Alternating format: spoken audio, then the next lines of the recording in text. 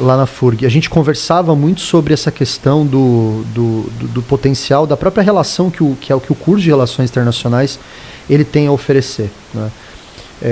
A gente está falando de uma área que é muito mais internacionalizada do que as pessoas imaginam, né? A gente está falando de um dos maiores complexos de produção agrícola do país e uma área de fronteira. É sempre bom lembrar, né? Sim. Às vezes a gente aqui naturaliza. Às vezes o pessoal questões, esquece, né? Esquece. Você sabe que ano passado nós fizemos um trabalho muito bonito com a comunidade muçulmana ali no Chuí, um podcast, pegando, fazendo conversas com as pessoas e ouvindo trajetórias. E essa é uma região de encontros, né? É uma região de pessoas que vêm de vários lugares do mundo.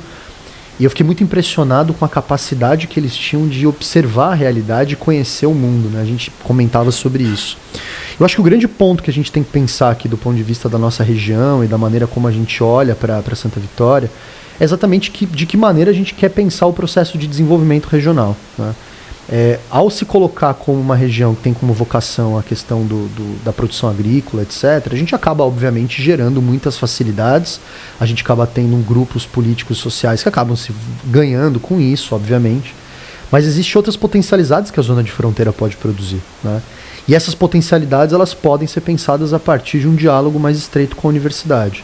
Eu acho que o curso de Relações Internacionais pode ajudar nesse processo de construção dessas potencialidades todas. Turismo?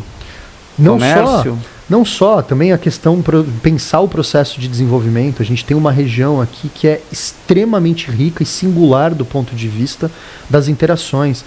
Eu sou de São Paulo, né? E quando eu conto para os meus colegas de São Paulo, para os meus familiares, que você atravessa a rua e você está do Uruguai para o Brasil e do Brasil de volta para o Uruguai, isso não é normal, né? As fronteiras não são assim, né? Isso aqui é uma fronteira seca, mas é acima de tudo uma fronteira em que há uma verdadeira lógica de cidades binacionais, cidades irmãs, germinadas, né? Usando esse termo. Isso não é tradicional.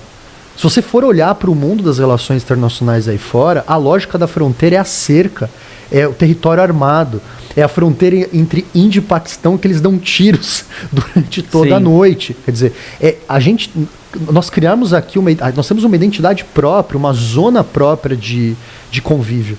Isso é muito especial, né? Eu acho que essas dimensões elas podem ser até melhor organizadas do que a gente tem hoje. E nesse aspecto a gente pode pensar em alternativas coletivas. O turismo é obviamente uma saída, mas a questão ambiental é outra, né?